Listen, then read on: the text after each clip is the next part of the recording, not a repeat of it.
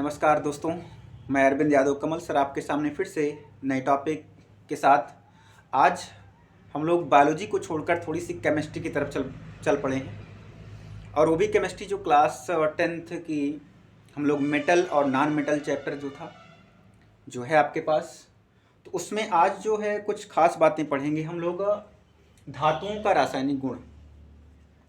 आखिरकार जो मेटल है उसकी केमिकल प्रॉपर्टीज़ क्या होती है, क्या वो नए पदार्थ कैसे बनाता है, क्या वो नया पदार्थ जो है फिर से पुराना पदार्थ बन सकता है, उन सब की चर्चा करेंगे।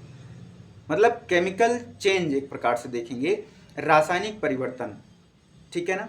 इसमें हम जो बातें करेंगे वो नॉर्मली अनुत्क्रमणीय ही होगी, इरिवर्सिबल रिएक्शन के टाइप का होगा।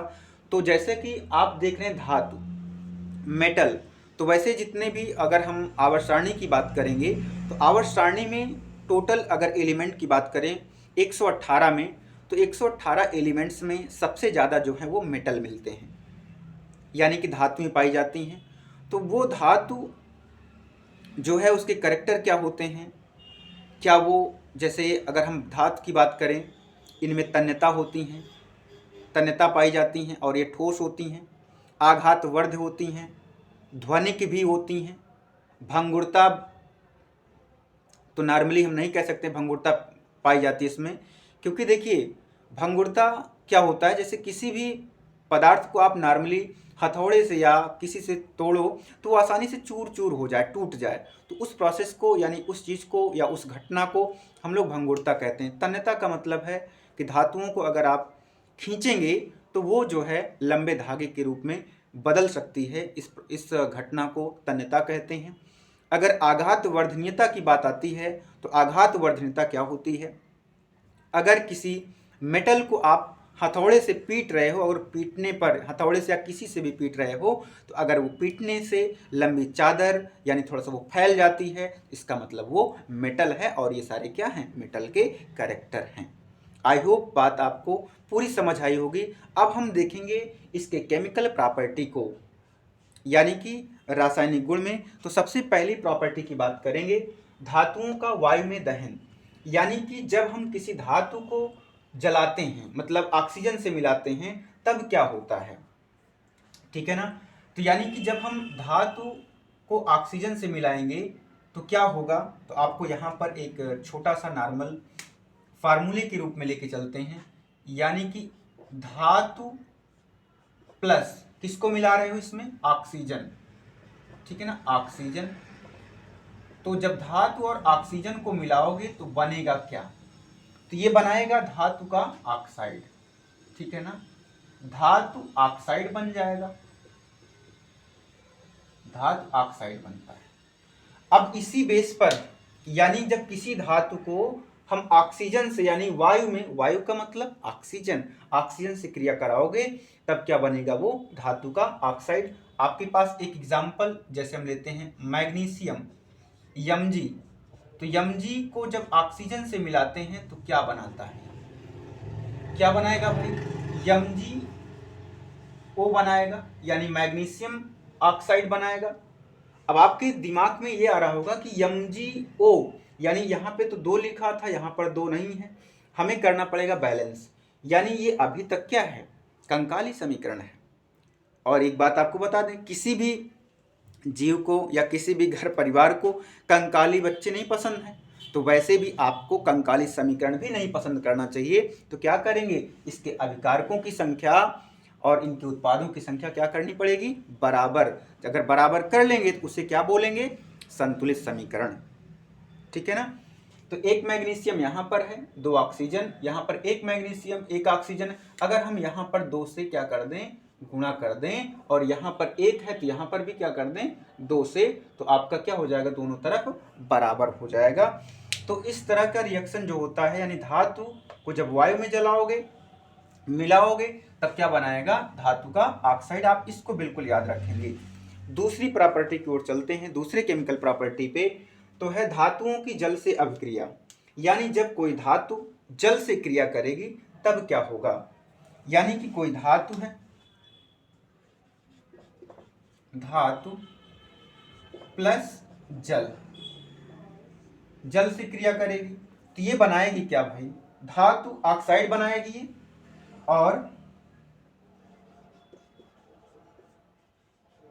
धातु ऑक्साइड प्लस हाइड्रोजन गैस, ठीक है ना, धातु ऑक्साइड और हाइड्रोजन गैस बनाती है, ठीक है ना।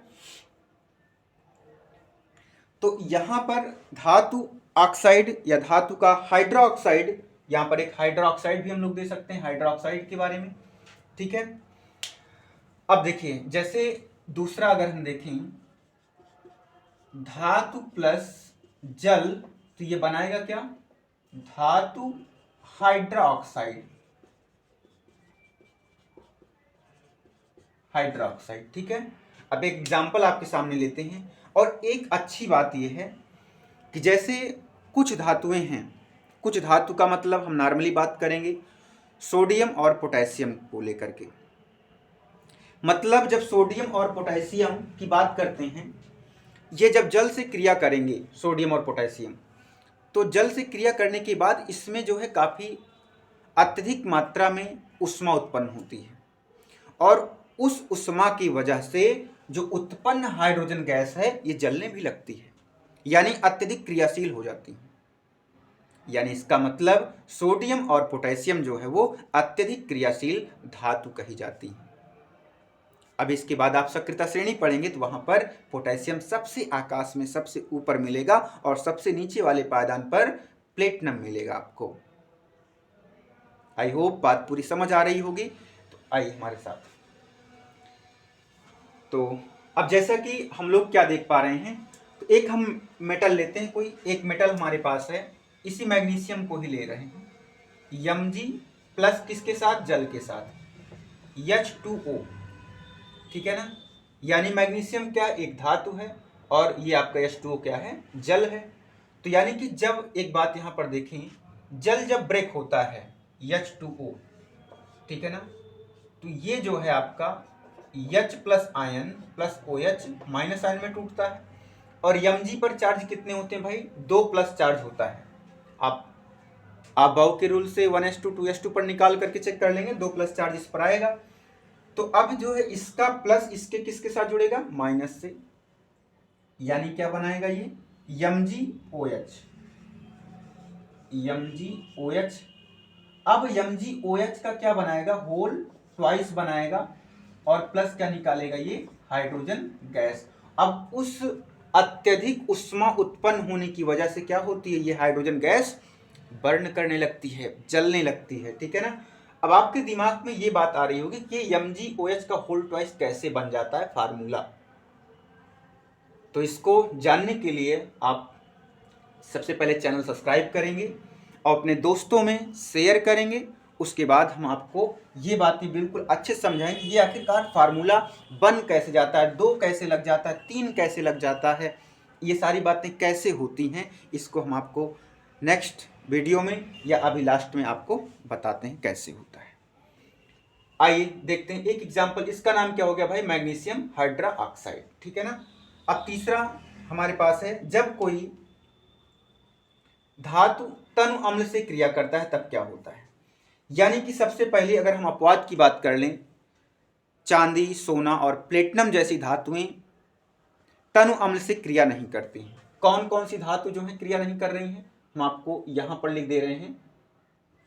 प्लेटिनम है, Ag है और Au, ये जो है अम्लों से क्रिया नहीं करती हैं। ये क्वेश्चन बिल्कुल ध्यान रखिएगा, ठीक है।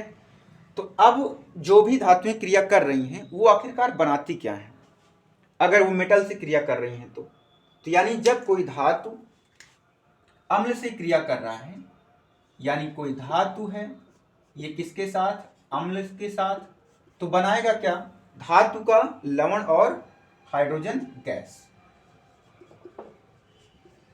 धातु लवण प्लस हाइड्रोजन गैस। तो एक एग्जांपल लें अगर हम लोग, मैग्नीशियम Mg का Mg प्लस HCl, ठीक है ना, HCl लेते हैं, HCl। तो वैसे यहां पर देखिए तो ठंडा करना था, मतलब ठंडे जल के साथ क्रिया करता है तब, ऐसे होता है। यहाँ पे आ जाइए, Mg और HCl, आपको जैसे ये चीज हुआ वैसे HCl को तोड़े, हम आपको तोड़कर दिखाएं। H plus ion, Cl minus ion, तो ये इस पर कितने प्लस चार्ज होते हैं भाई? 2 चार्ज होता है। तो ये बनाएगा क्या आगे जाकर के? MgCl2 प्लस क्या बना लेगा? हाइड्रोजन गैस बाहर निकाल देगा। अब आपके फिर से दिमाग में बस ये 2 कैसे आया, क्यों आया? क्योंकि क्लोरीन के पास कितना चार्ज होता है भाई? 1। इसके पास कितना चार्ज होता है? 2। तो 2 का गुणा इस इधर कर किया जाता है और इस 1 का गुणा जो इसके पास 1 था उसका गुणा इधर किया जाएगा, इसलिए क्या बन जाता है? MgCl2, magnesium chloride. I hope ये वीडियो आपको पूरी पसंद आई होगी, और जो हमने कहा था कि इसके चार्ज के बारे में आप नेक्स्ट वीडियो में इस चार्ज को, इस सूत्र को बनाना सीखेंगे, कैसे बनता है, ठीक है ना? तब तक आप वीडियो को शेयर ज़रूर कर दें अपने दोस्तों में, क्लास 10th की वीडियो। धन्यवाद।